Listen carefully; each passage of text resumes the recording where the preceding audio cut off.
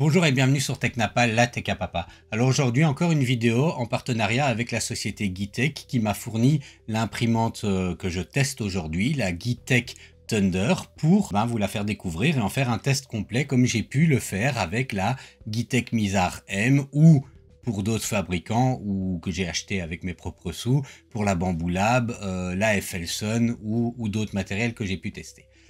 Alors, cette vidéo suivra la même méthodologie que les autres, c'est-à-dire une grosse vidéo découpée en chapitres pour faire le tour complet de l'imprimante. Et quelques jours plus tard, des petits épisodes, des parties de cette vidéo que je vais republier sous forme d'épisodes plus courts sur la chaîne. Si le contenu vous plaît, n'hésitez pas à liker, à vous abonner, à partager et je vous dis tout de suite après le générique.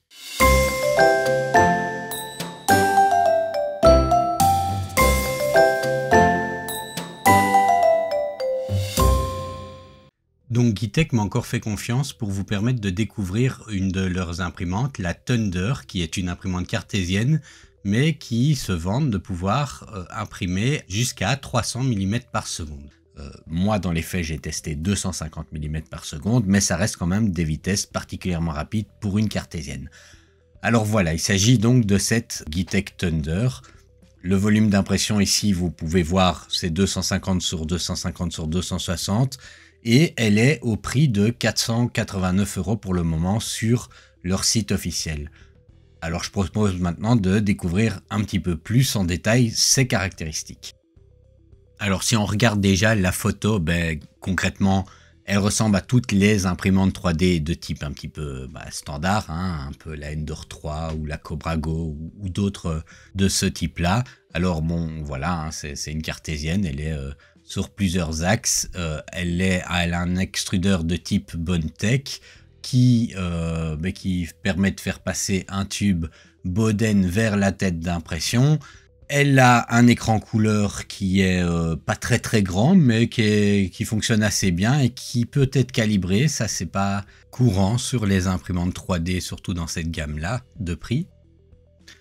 Alors, elle a un plateau de taille correcte avec une plaque magnétique qui fait très bien son travail et qui facilite les choses. Alors, on le voit un petit peu ici.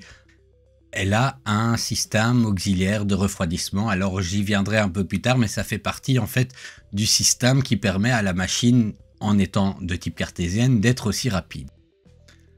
Alors, on revient toujours à cette idée, la Thunder, donc le tonnerre. Cette imprimante est une imprimante de type cartésienne qui permet de monter jusqu'à 300 mm/s. Alors, ça, c'est l'argument marketing. Moi, dans les tests que j'ai pu en faire, elle monte vite. C'est vrai, et elle est stable, et elle imprime vite et bien, mais je suis monté à 250 mm/s, ce qui est quand même déjà super comme vitesse, tout en conservant la qualité attendue pour l'impression d'un objet. Alors, elle le permet pour plusieurs raisons, mais une des grandes raisons qui permet cette haute vitesse, c'est ce système qu'on voit écrit ici de XY Closed Loop Control. Alors, qu'est-ce que c'est que ce XY Closed Loop Control? En fait, l'imprimante est dotée d'un système de contrôle en boucle fermée.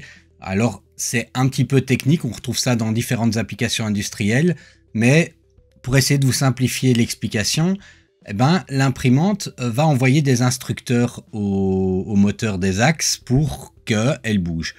En faisant ça, elle va générer des vibrations. Et ces vibrations vont générer des perturbations. Sur une imprimante classique, voilà, on essaye de faire en sorte que ces perturbations n'ont pas trop d'impact sur l'imprimante, mais il n'y a pas de retour. On ne va pas corriger le fonctionnement des axes parce qu'il y aurait eu une information liée à des perturbations en cours d'impression. Ici, grâce à ce système, il y a comme ça en temps réel une réponse qui est faite et qui permet de corriger, d'adapter un petit peu les axes pour compenser les problèmes liés à la vitesse, les problèmes liés aux vibrations qui ont lieu pendant que l'imprimante imprime. Et donc voilà, ça c'est un petit peu le grand argument pour permettre à cette imprimante d'être rapide. Mais ce n'est pas ce n'est pas le seul, il y a aussi tout un travail de conception qui est, et je peux l'attester pour l'avoir testé, qui est vraiment bien pensé pour renforcer les axes et pour renforcer les pièces qui bougent pendant une impression. Et j'ai envie de dire, ça va même jusqu'au tube Bowden, alors on le verra un peu plus tard dans la vidéo, mais qui n'est pas classique, qui est vraiment extrêmement robuste. Alors, donc j'en parlais, une structure très solide tout en métal avec des renforts sur les côtés métalliques, ça aussi c'est pas courant sur les imprimantes, pour bien garder cette structure métal. Ce fameux système de réponse en temps réel de closed loop control dont je viens de parler, alors il parle d'un large volume d'impression, je dirais qu'il est correct. C'est le volume d'impression qu'on a maintenant avec la Bambu Lab aussi.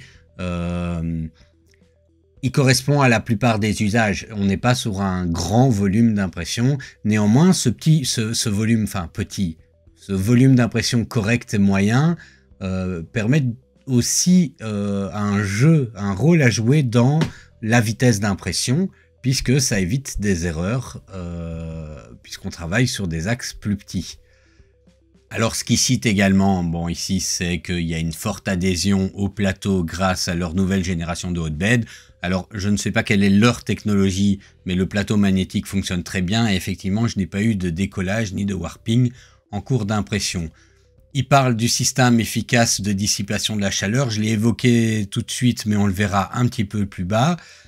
Alors des courroies sur les axes X et Y avec des ajustements rapides des courroies, c'est toujours pratique, c'est beaucoup plus facile de tourner une petite molette et d'ajuster sa courroie que de devoir démonter, enfin voilà, donc ça c'est quand même toujours plus pratique. Et alors, imprimer à la vitesse qu'on veut quand on le veut grâce à un système de mode d'impression. Alors, un petit point, il ne s'agit pas de modifier la vitesse du G-code. Si dans votre G-code vous avez spécifié que vous voulez que la pièce s'imprime à 50 millisecondes, si vous utilisez le mode normal, elle s'imprimera à 50 millisecondes. Vous pouvez dans le G-code dire « je veux que ma pièce s'imprime à 200 millisecondes ». Ce mode à la volée de changement de vitesse permet d'appliquer des coefficients multiplicateurs. Par exemple, si vous êtes en crazy, vous êtes, je pense, en x2, ça veut dire que si vous avez dit « je veux que ma pièce s'imprime en 50 millisecondes », dans le G-code, elle s'imprimera en 100 millisecondes. Mais la première couche aussi. Donc il faut faire attention à ça. Si vous avez demandé 25 millisecondes pour la première couche, pour être plus prudent et qu'elle soit bien belle, il va l'imprimer à 50 puisqu'il appliquera le coefficient multiplicateur de 2. Enfin, dernier point qu'ils mettent ici en avant, c'est le système d'extrudeur à la double drive. Voilà, c'est un clone Bondtech qui fonctionne bien. J'ai rien de très particulier à dire à ce niveau-ci. Bon alors comme c'est la vitesse qui est l'argument premier de cette imprimante, ils reviennent avec des exemples sur la vitesse. Donc vous pouvez faire votre Benchy 71% plus vite. L'astronaute, ces fichiers sont présents sur la carte SD qui sont fournis avec l'imprimante. Pour le Benchy, il est pré-slicé, donc évidemment il est optimisé pour bien pouvoir s'imprimer. On le verra un peu plus tard dans la vidéo. Par contre, les autres, l'astronaute, là il n'est pas pré-slicé. Donc je vais essayer de l'imprimer et on verra un petit peu ce qu'ils disent dans cette taille-là. En délai d'impression, on devrait pouvoir le faire en à peu près 2 heures.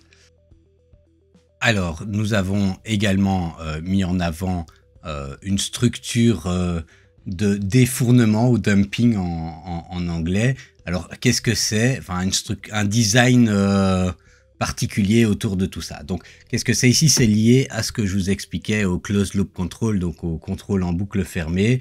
Et en gros, c'est le mécanisme qui va permettre aussi de réagir sur les axes pour réduire les ennuis liés aux vibrations. En fait, ça fait partie du système de réaction du contrôle. Pareil, voilà, ici, je vous ai déjà expliqué un petit peu plus en avance closed loop control des axes X et Y.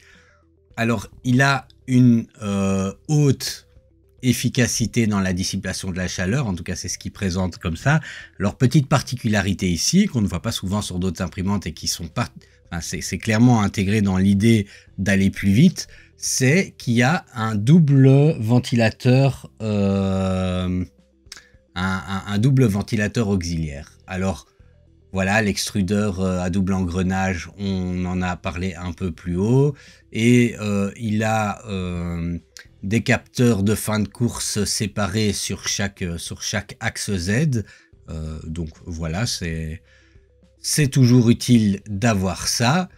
Et il a une conception, enfin cette imprimante a une conception toute métal qui est, donc c'est effectivement, à part quelques caches là, les caches bleues, tout est en métal, et il y a ces renforts qui viennent assurer plus de stabilité aux axes en cours d'impression.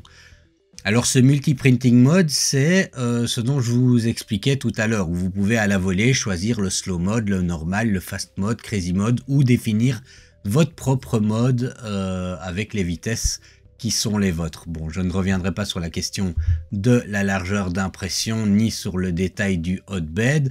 Alors un point intéressant que moi j'ai souligné, c'est que il y a à la fois les cartes SD, et je n'aime pas beaucoup manipuler les cartes SD. Elles sont petites, elles se perdent, mon bureau est noir. Et il y a un port USB-A, et ça, c'est assez pratique. Alors, il y a également une LED sur la buse qui éclaire assez bien.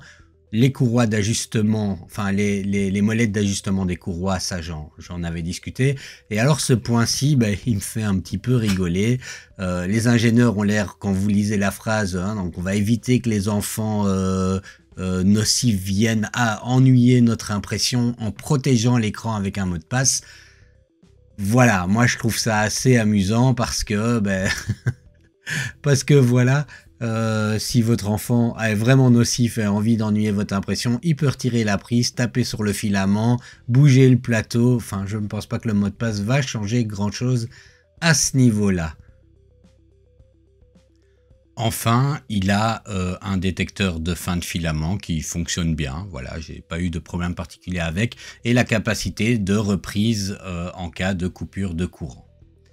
Alors voilà pour un petit peu les caractéristiques, en tout cas les fonctionnalités de l'imprimante. Regardons maintenant un petit peu les caractéristiques. Donc c'est une imprimante de type FDM, pas de souci de ce côté-là, avec une précision d'impression de 0,1 à 0,2. La taille du plateau, on l'avait cité, 250, 250, 260, et il peut imprimer PLA, ABS, PLA Wood, PVA et autres. Moi, je l'utiliserai principalement pour du PLA. N'oubliez pas que l'ABS, moi je suis dans un atelier fermé, c'est d'ailleurs un atelier qui fait froid, on est en hiver, et donc il y a du vent et du froid, donc je ne vais pas imprimer de l'ABS, c'est une erreur d'impression à peu près à coup sûr.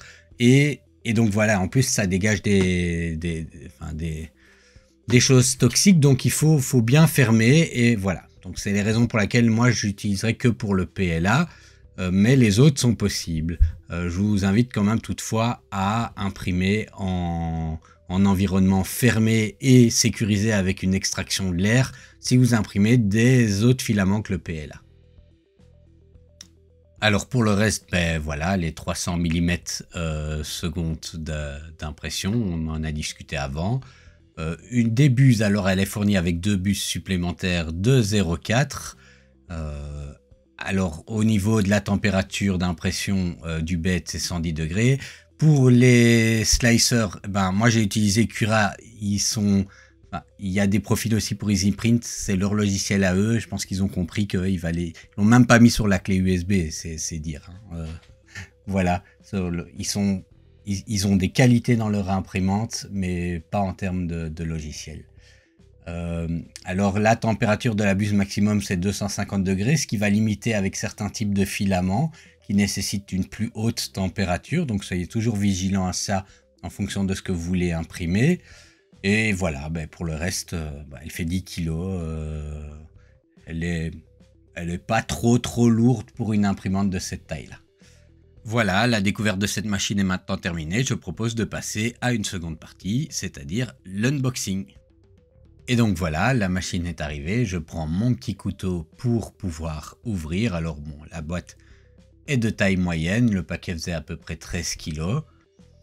Alors voilà, en ouvrant, on voit qu'on a, comme pour la Gitech Mizar M, une petite carte de remerciement.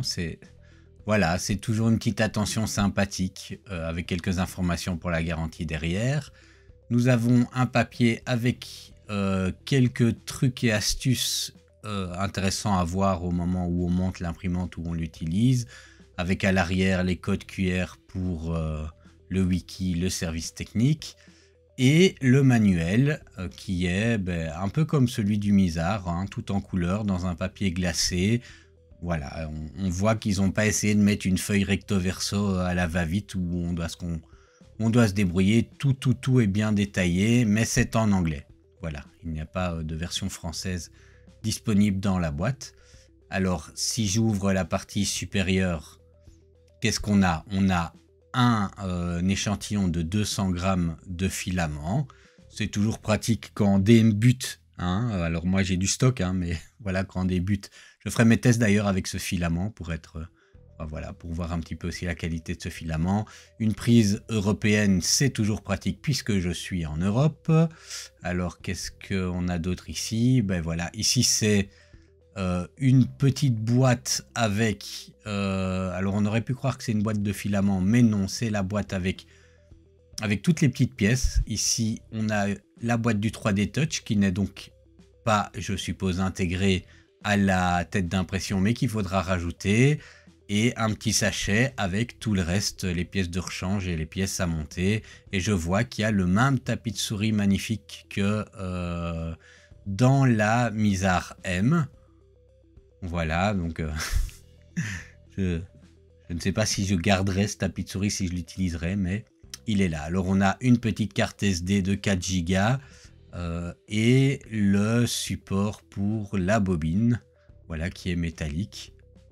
Alors à cet étage-là, il reste le petit écran, voilà, il est petit, hein, mais on verra à l'utilisation ce qui vaut.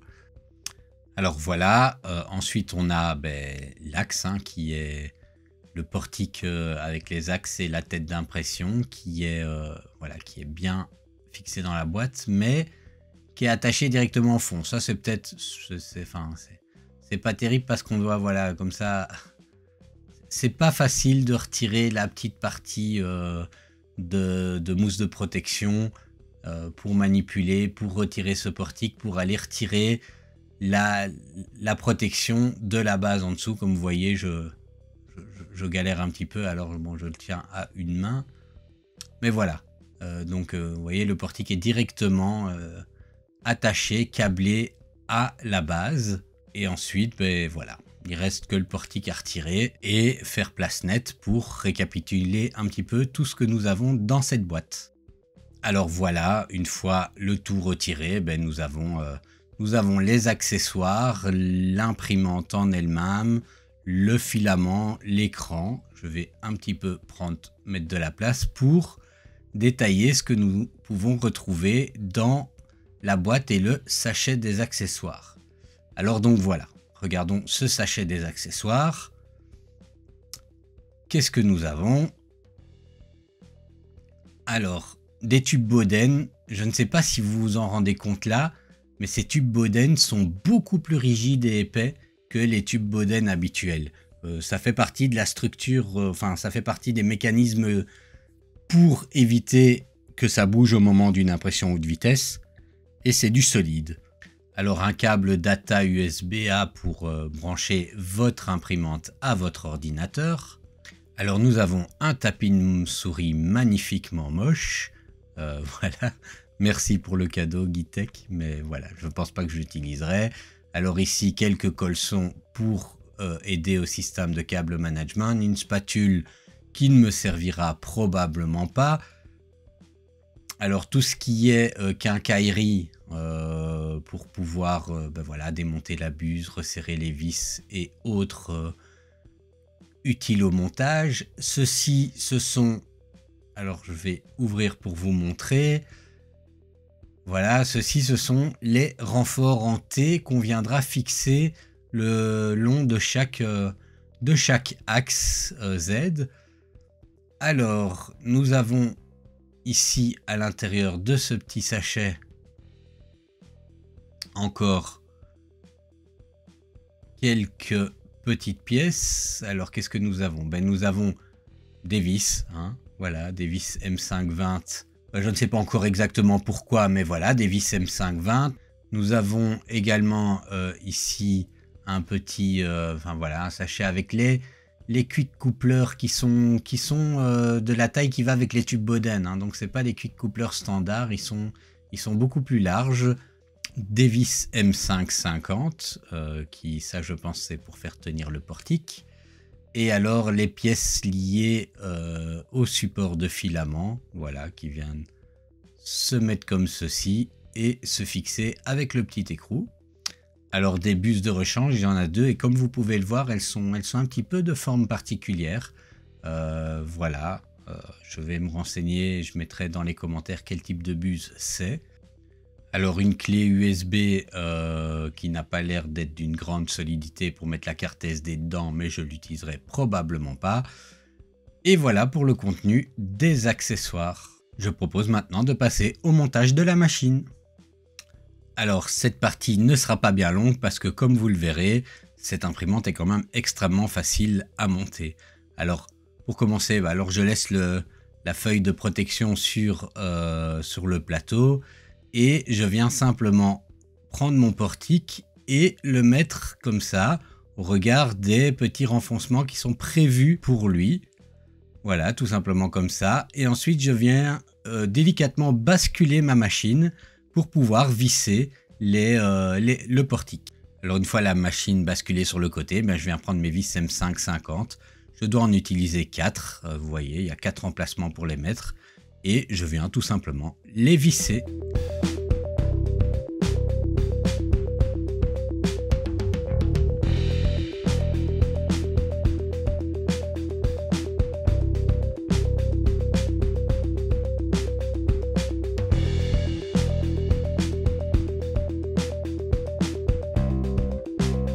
Alors voilà, une fois que le portique est vissé, je vais venir fixer ces petits renforts en forme de T sur chaque portique. Voilà, donc pour ça, je prends ces vis M5-20. Il y a à chaque fois un petit anneau à mettre dans les vis. Je retourne l'imprimante et au niveau des axes, hein, on ne peut pas se tromper, il y a des trous pour les vis, hein, tout simplement. Je vais venir fixer avec les vis ce petit renfort.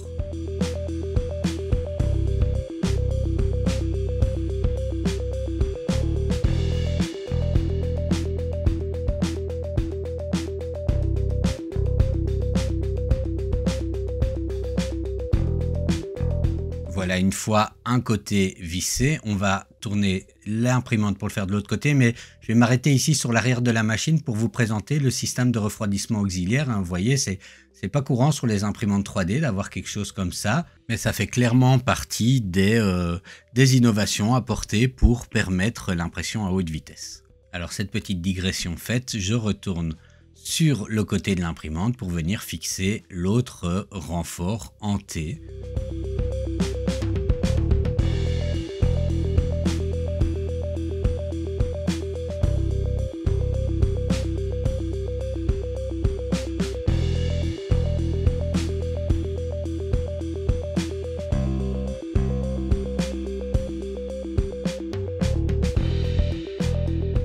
Alors je vais maintenant fixer l'écran, donc pour ça c'est pas bien compliqué, il y a 2 vis à mettre sur le côté.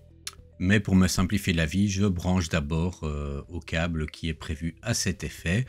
Et puis voilà, je viens tout simplement positionner l'écran comme ceci et visser.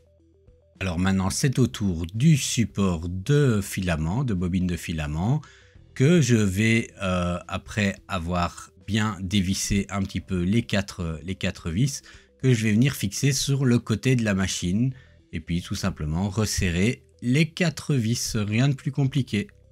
Alors maintenant je vais mettre un petit passage de tube Bowden à l'entrée du détecteur de fin de filament, vous l'avez là dans le petit sachet, et on vient tout simplement le mettre dans l'entrée du détecteur de fin de filament, comme ceci. Alors maintenant c'est au tour de l'installation du 3D Touch hein, qui est fourni avec la machine. On va venir l'installer devant la tête d'impression.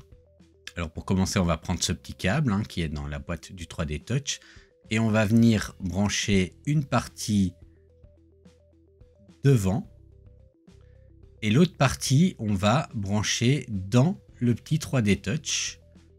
On va enfin prendre la petite structure métallique et fixer le 3D Touch dedans à l'aide de ces petites vis là. Et une fois que c'est fait, on va venir fixer le 3D Touch sur la façade de la tête d'impression, voilà, comme ceci, en veillant à maintenir le plus bas possible la vis. Donc vous voyez, je mets la vis en dessous et puis je viens et je monte le plus longtemps possible, enfin le plus haut possible. Et voilà, le 3D Touch est installé. Il nous reste à faire les câblages. Alors là, on ne peut pas vraiment se tromper. Les câbles sortent de l'imprimante au plus proche de leur prise et elles ont des formes et des étiquettes particulières et vous avez la référence dans le manuel aussi pour le montage des câbles. Donc voilà, pas d'inquiétude de ce côté-là.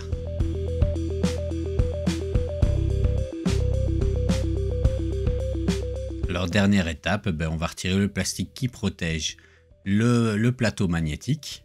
Voilà, je retire le plateau magnétique et je viens retirer ce plastique. Alors le plateau magnétique en lui-même, voilà, il a l'air solide, il est de bonne facture, je n'ai pas grand chose à lui reprocher. Voilà, plus qu'à brancher la prise et c'est terminé pour le montage. Alors l'interface est assez simple, hein. Vous voyez sur l'écran, on a 4 menus. Un menu pour imprimer ce qui se trouve sur la carte SD ou la clé USB. Un menu Prepare avec toutes les fonctions utiles à la préparation de la machine, que ce soit chauffer le hot end, le hot bend ou la vitesse de fonctionnement des ventilateurs. Et si on appuie sur More Settings, on peut ajuster la vitesse d'impression ou le taux d'extrusion ou activer ou éteindre la lampe. Vous voyez d'ailleurs que la LED est quand même assez puissante. Alors, un troisième menu avec une belle faute Operate, voilà, qui va permettre de faire toutes les petites fonctions utiles dans l'imprimante. Alors si je regarde le menu des paramètres, je peux changer la langue. Alors il n'y a que le chinois et l'anglais, donc à moins que vous parliez le chinois, ce ne sera pas très utile. On peut désactiver les sons, donc les petits bips, vous ne l'entendez pas ici parce que je suis en voix off. Activer ou désactiver le détecteur de fin de filament. Le lock screen, c'est la fonction que je précitais avant par rapport au mot de passe. Bon, je ne vois pas vraiment une grande utilité pour ça. Et alors le screen calibration, ça c'est intéressant parce que si votre écran n'est plus très réactif, vous pouvez appuyer comme ça sur 4 petits points et ça recalibre l'écran. Voilà, et après vous pouvez faire un Reset Factory et à propos, et alors ici je pense que on ne le voit pas bien à cause de la luminosité, mais bon, c'est les infos avec le numéro de série et autres de l'imprimante. Et les modes, ça c'est utilisable en cours d'impression, ça permet de changer le mode de fonctionnement de l'imprimante, comme je vous expliquais au début, en fonction appliquer un coefficient multiplicateur de la vitesse qui va simplement multiplier la vitesse de votre G-code. Alors pour calibrer l'imprimante, nous allons aller dans le menu Operate et puis choisir Leveling. Et ensuite, nous allons tout simplement appuyer sur Start. Alors après avoir appuyé sur Start, il va descendre doucement et puis prendre des points de mesure sur le plateau pour établir le maillage du plateau, tout simplement. Je vous laisse quelques secondes découvrir ceci et je vous reprends après pour le calibrage du Z.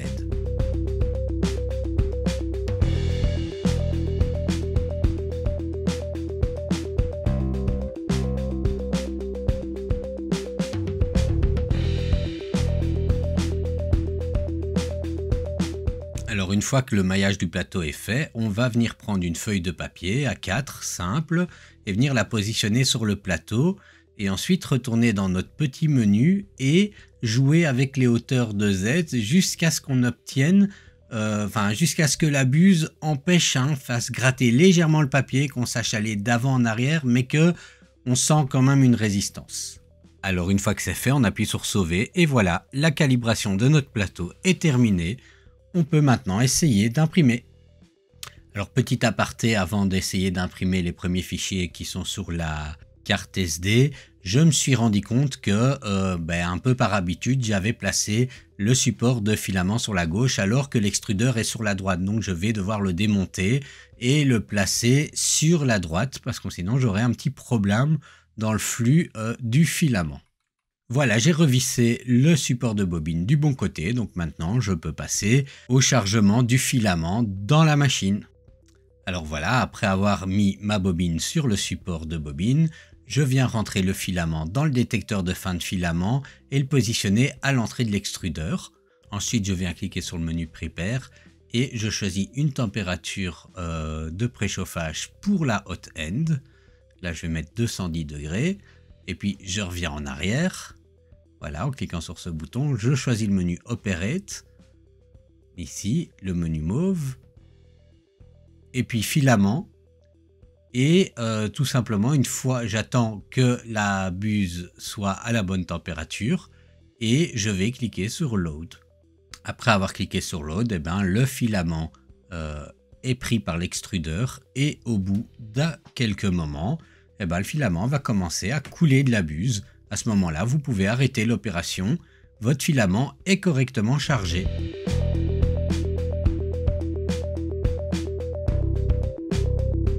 Alors il est temps maintenant de voir ce que cette imprimante a dans le ventre.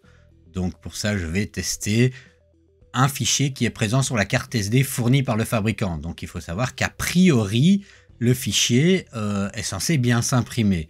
Ça permet aussi de voir si on a bien calibré l'imprimante, parce que si le fichier foire complètement, c'est certainement parce qu'on a peut-être mal fait la calibration du Z, ou qu'on a mal monté quelque chose, parce que normalement les ingénieurs mettent sur les clés USB ou sur les cartes SD des fichiers qui sont bien configurés.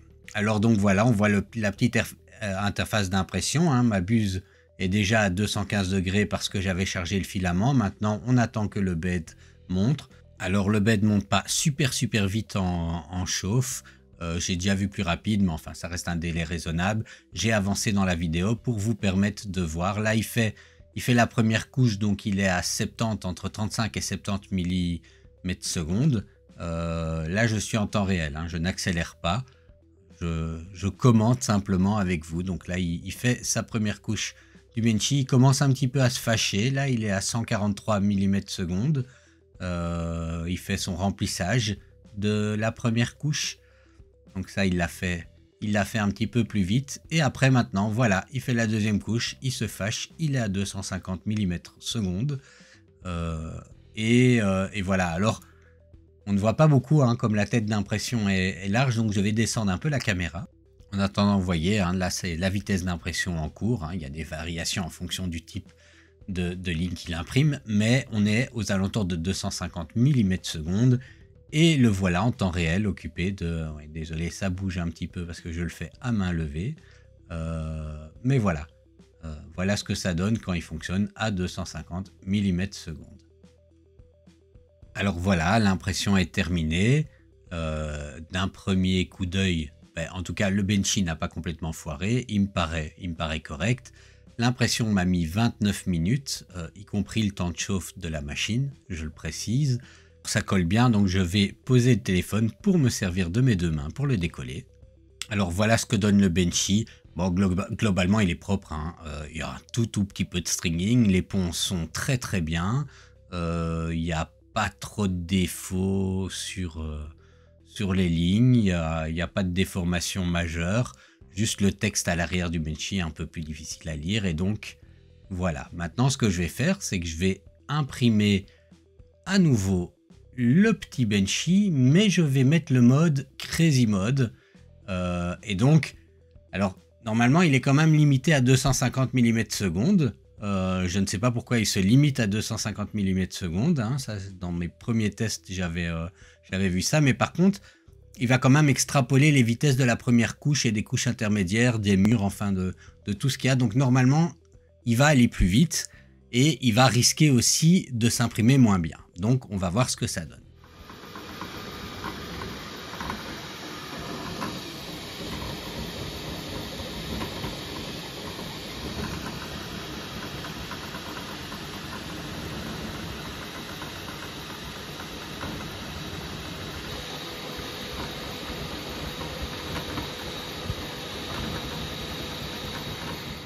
Alors voilà, après l'avoir passé en mode crazy, on a gagné quand même 9 minutes. Alors un petit peu moins parce qu'il y a le temps de chauffe de la buse qui n'est pas pris en compte comme elle était déjà chaude.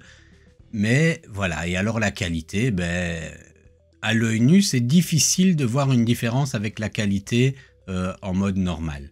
Il y a peut-être un poil plus de stringing, mais ça reste quand même assez similaire. Alors j'ai testé également un autre fichier qui était présent sur la carte SD fournie par le fabricant. C'est cette espèce de petit cylindre. Alors je l'ai imprimé en Crazy Mode et il s'est imprimé parfaitement, sans défaut. C'est un fichier fait d'un seul mur et il ne présente aucun défaut d'impression. Alors voilà, après avoir testé les modèles qui sont proposés par le fabricant, j'ai maintenant un petit peu envie d'essayer de slicer moi-même mes modèles et de voir ce que ça donne. Alors je vais installer d'abord le profil dans Cura. Si on essaye d'installer une imprimante, on peut voir qu'en fait la Thunder, donc la Geeetech Thunder, n'est pas disponible parmi la liste des imprimantes proposées par Cura. Regardez, donc si je descends et que je vais sur Geeetech, eh ben, je n'ai pas la Thunder. Alors c'est pas bien grave parce que le fabricant a prévu les profils sur la clé, sur la carte SD. Et donc pour les installer, ce qu'on va faire, on va commencer par faire, c'est quitter Cura.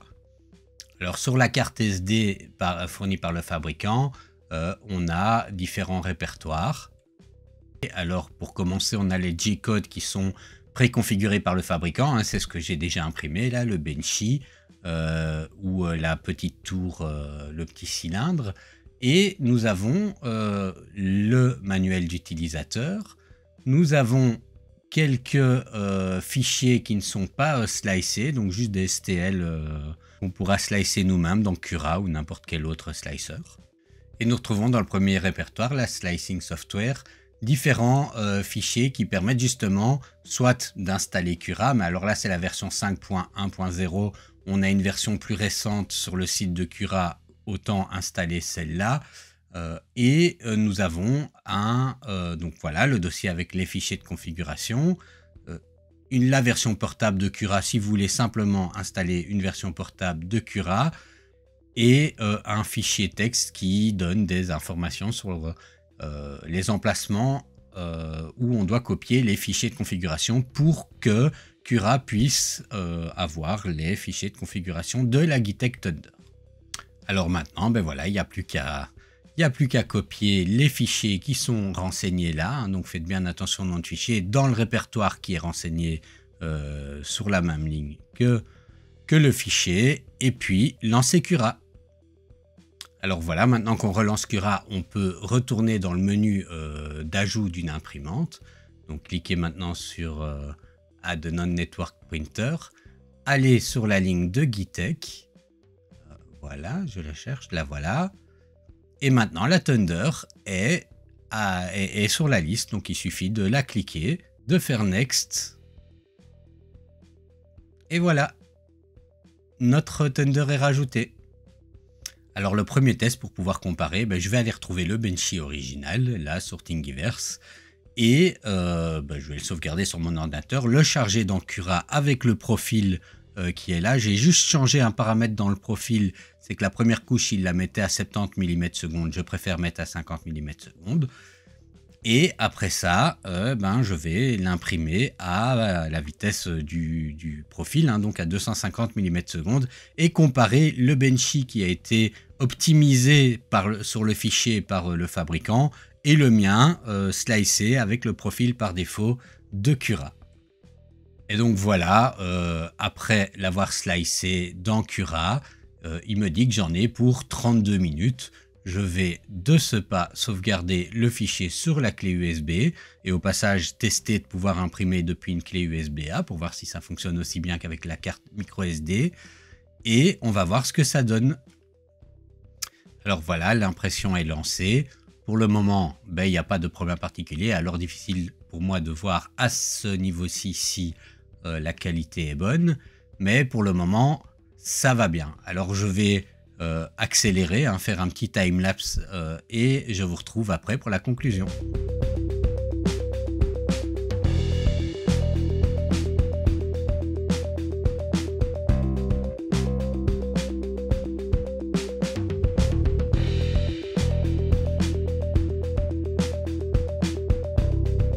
Donc voilà, l'impression est terminée. Alors là, à vue d'œil, je vois pas des masses de différence avec le modèle qui a été définis par Guitech. Alors soit ils n'ont pas pris la peine d'optimiser le fichier particulièrement, soit l'imprimante tient quand même pas mal ses promesses, puisque là il s'agit de celui que j'ai imprimé moi-même. Donc voilà, à l'œil nu, je ne vois pas à cette vitesse-là une qualité ou des défauts particulièrement plus marqués dans la version du constructeur que dans ma version à moi.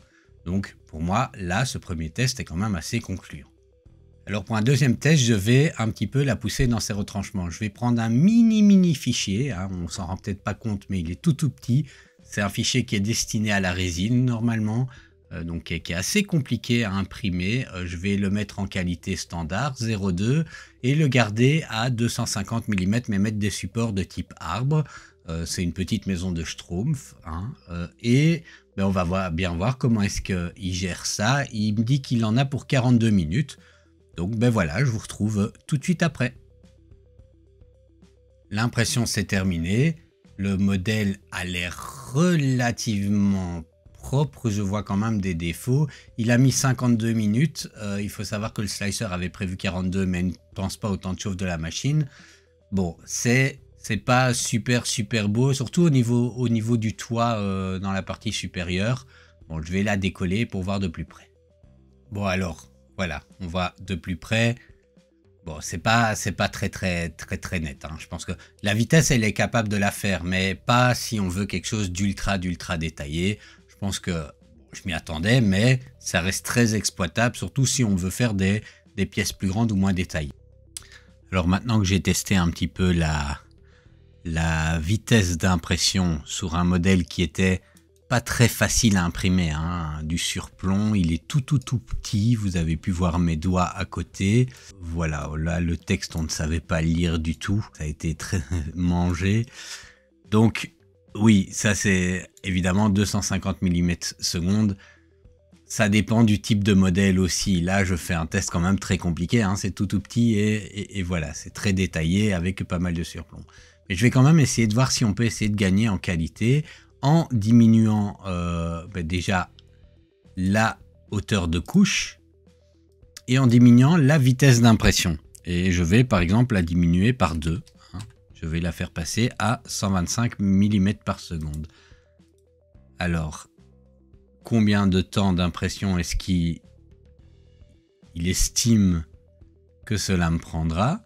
1h23 minutes. Mais donc maintenant, je vais essayer. Donc je vais sauvegarder ceci et on voit tout de suite ce que ça donne. Alors on peut voir que voilà, du premier coup d'œil, ça a l'air déjà plus net. Là, j'avais 1h23 d'impression d'encurage et 1h32. Voilà, il y a encore une 9-10 minutes de chauffe. Alors c'est pas vraiment le temps de chauffe, donc je sais pas, c'est encore assez solide, donc je vais le détacher. Alors voilà, après avoir retiré les supports, on peut voir qu'il est voilà. C'est quand même beaucoup plus correct que l'autre. Donc à gauche, il y a celui qui a été imprimé en grande vitesse. À droite, celui qui a été imprimé en vitesse plus petite et en résolution plus fine. Attention toutefois, vitesse plus petite, il a été imprimé à 125 mm/s. C'est quand même encore une grande vitesse. Bon, j'ai pas poussé le vis à imprimer à 50 mm/s pour voir ce que ça donnerait. Mais on a déjà un résultat beaucoup plus net en gardant une vitesse très correcte pour une pièce qui a besoin d'être détaillée.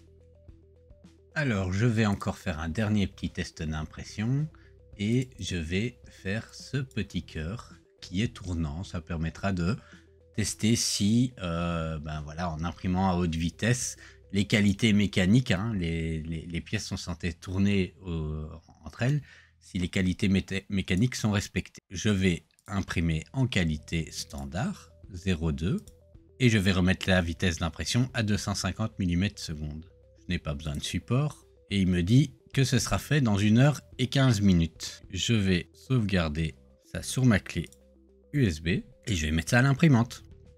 Donc voilà, une fois imprimé, alors c'est en grande vitesse, hein, donc la partie supérieure n'est pas la plus fine possible, mais c'était à 250 mm/s, donc il l'a imprimé en 1h25. Bon voilà, comme vous pouvez le voir, le fichier a fonctionné, les petits cœurs bougent et tournent bien les uns dans les autres. Là, bon, là je suis à une main, donc c'est un peu compliqué de le faire tourner. Mais voilà, c'est aussi un test réussi pour moi. Alors, quelle est ma conclusion pour cette imprimante? Eh bien, cette imprimante, franchement, je trouve que c'est une excellente imprimante. Le prix est très correct, 489 €, et on a une imprimante d'une taille correcte, similaire aux moyennes du marché, qui imprime vraiment vite, et sur une cartésienne. Alors, elle fait un peu de bruit, c'est vrai, ça on ne peut pas cacher. Si vous dormez à côté, ce sera peut-être un petit peu compliqué, mais si comme moi vous l'utilisez en atelier, elle fonctionnera sans aucun problème. Pour autant que soit vous vous limitez à du PLA, soit que vous investissez dans le fait de lui construire un boîtier fermé pour pouvoir imprimer d'autres matériaux avec une évacuation d'air également. Alors est-ce que l'imprimante est bien pour les débutants ou les vrais ou les grands débutants? Ben oui, parce que vraiment elle est très simple à construire, vous l'avez vu, il y a quelques vis à mettre, 2-3 câbles, c'est très simple. Le fichier de configuration avec Cura marche très bien, j'ai eu aucun problème avec. Alors il y a moyen d'affiner, mais si on veut commencer comme ça, eh ben, on peut sortir des choses qui sont quand même très très bien. Et même si on ne monte pas aux vitesses un peu extrêmes de 250 mm/s, eh ben, elle offre quand même un confort de vitesse par rapport aux imprimantes plus classiques. On peut imprimer dans une qualité correcte et de manière standard entre 90 et 120 mm/s.